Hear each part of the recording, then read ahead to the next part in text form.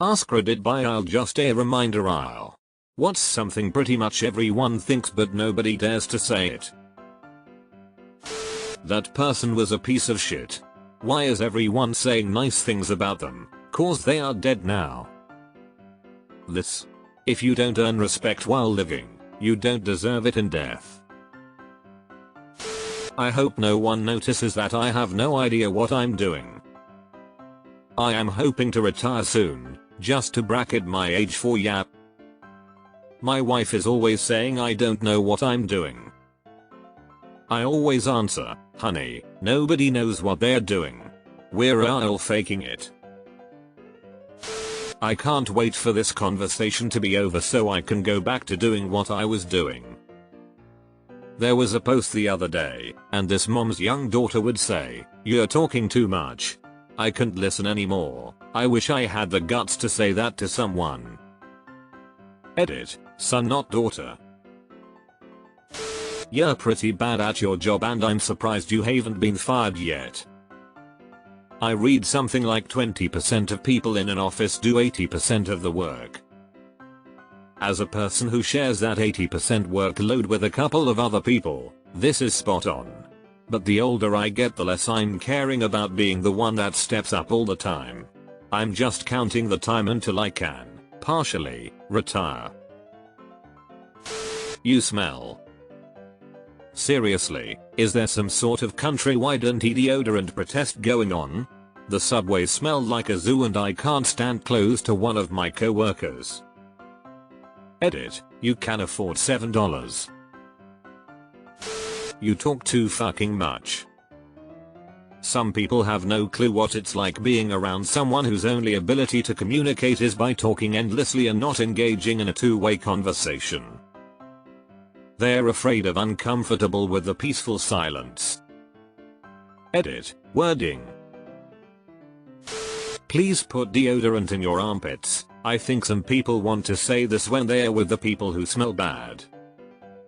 I had a friend who was like that all the time back in college.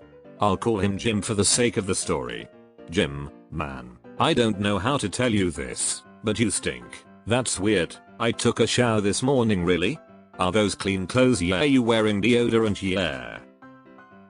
The back and forth continued for a while and eventually it turns out old Jim had never washed his bedsheets a single time since the year had started and apparently was a bit of a sweaty sleeper, and while he did take showers, he would usually take a nap and marinate in them right before coming to class. Once we iteratively determined why he stank, he suddenly realized that was important, and never stank again.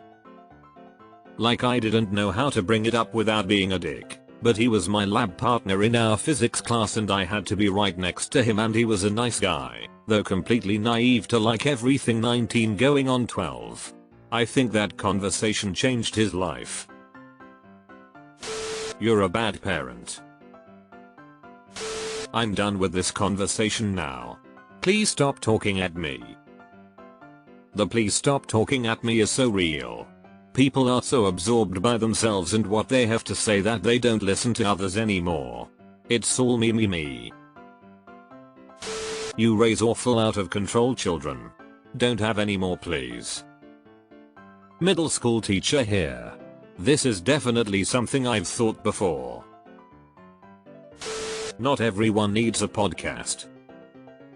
Podcasts are the blogs of the 2020s. Everybody thinks theirs is the most critical, innovative, insightful thing on the planet.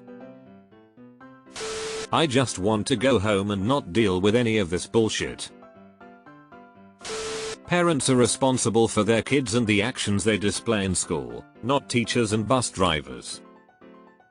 I've seen the most neglected kids and they are so respectful and kind. I've seen kids in similar situations and being a dick gets them accommodations. If someone appears soft to these kids they walk all over them. They also make a huge fuss if you say no and treat them like everyone else. Schools can't discipline your children, they need to come already with a set of rules.